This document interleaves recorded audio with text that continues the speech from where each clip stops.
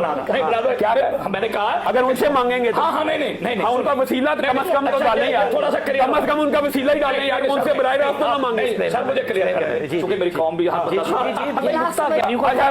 اگر بات ہے پھر سنیں، یا رسول اللہ مدد یا علی مدد میں یہ اللہ کو وسیلہ دیا جا رہا ہے یا ان سے براہ راست مانگا جا رہا ہے؟ بتائیں پھر۔ اب میں میرے فاضل دوست بھائی نے بڑی خوبصورت گفتگو کی، میں ذرا بڑی محبت کے ساتھ گفتگو کی، بسم اللہ، میں ان کو سوال عباس بھائی ہم بھی محبت سے جی کیوں نہیں، اللہ کیوں نہیں، سلامت رکھے۔ دیکھیے یہ جو درود ہم پڑھتے ہیں یہ ذات پر ہے یا دعا کے لیے؟ ذات پہ ہے۔ یہ جو درود پاک ہم آج بھی پڑھ رہے ہیں، اگر نبی پاک صلی اللہ علیہ وآلہ وسلم، مجھے ایک منٹ موقع دیجیے گا، اگر آقا اس دنیا سے یا نعوذ باللہ من ذالک کفر نباشت وہ مردہ ہو چکے تو پھر ذات پہ اطلاق ہوتا ہے سلام کا۔ آپ ہیں تو میں آپ کو کہہ رہا ہوں السلام علیکم، آپ نہیں ہیں تو میں کیسے کہوں گا؟ آپ کو فون اسی وقت ڈائل کروں گا جب آپ ہیں۔ اس بارے میں تو اختلاف نہیں، عالم برزخ ہے، اولیاء اللہ نبی موجود ہے۔ بھائی جان مجھے موقع دیجیے۔ اچھا، اب ہم درود بھیج رہے ہیں نبی پاک صلی اللہ علیہ وآلہ وسلم پر اور ان کی آل طہار پر، بلکہ یہاں تک امام شافعی علیہ رحمہ جو ائمہ مسلمہ کے بڑے ماشاءاللہ فاضل امام ہیں، وہ فرماتے ہیں کہ اس بندے کی نماز قبول نہیں ہوتی جب تک نبی اور اس کی آل پہ درود نہ بھیج رہے۔ تو کیا ہم یہ کبھی سوچتے ہیں کہ جن پہ سلام بھیج رہے ہیں ان کے وجود کا بھی انکار کریں؟ ایک بات۔ اب جو بندہ کہہ رہا ہے کہ السلام علیکم یا رسول اللہ، مثال دو جیسے بھائی جان نے کہا، یا علی مدد کہتا ہے، اگر تو ہم مولا علی کو اور رسول اللہ کو نعوذ باللہ من ذالک اللہ کا شریک بنا کر یہ کہہ رہے ہیں تو پھر شرک ہے، کیونکہ اللہ کا کوئی شریک نہیں، مولا کل شیء قدیر ہے، وہ واحد ہے، بس وہی ہے۔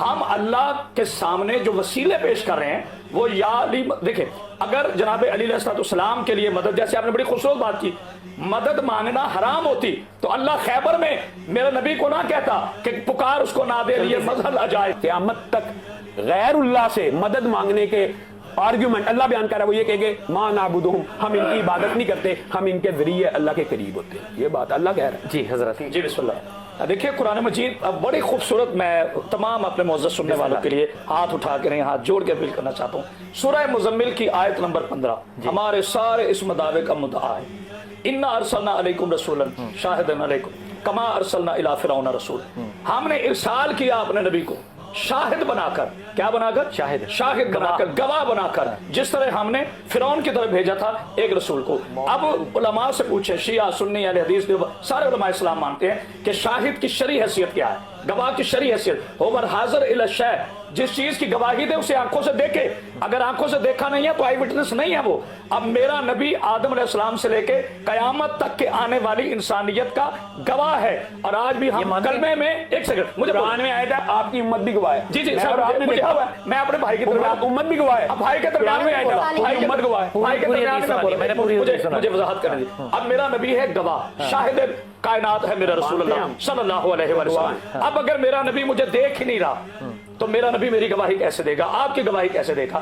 ہم یہ کہتے ہیں کہ سورج آنکھوں سے غروب ہوتا ہے مگر سورج مرتا نہیں، سورج غروب ہوتا ہے، میں نہیں دیکھ رہا سورج کو، سورج مجھے دیکھ رہا ہے۔ اچھا، ہم اپنے آقا کی ذات کو وسیلہ مانتے ہیں، اس لیے بھی مانتے ہیں کہ ہم جی حاضر مانتے ہیں، بالکل بالکل، شاہد مانتے ہیں، مشہود مانتے ہیں۔ دیکھیے ہم 5 وقت تب شاہد، سر میں ہم کلمہ جب پڑھتے ہیں قولوا لا الہ الا اللہ، کہہ دو تمہارے لیے اللہ کافی ہے، قل کفا باللہ، اللہ کافی ہے، تو پھر محمد رسول اللہ کے کیوں پڑھتے ہیں؟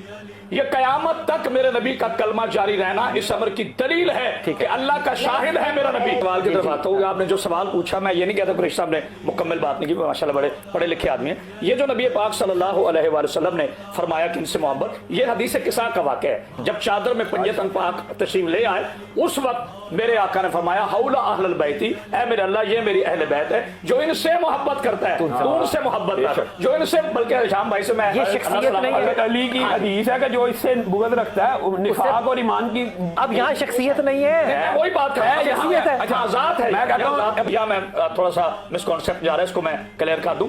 نبی پاک صلی اللہ علیہ وآلہ وسلم میرے آقا خود شریعت ہے، میرے آقا خود ناطق قرآن ہے۔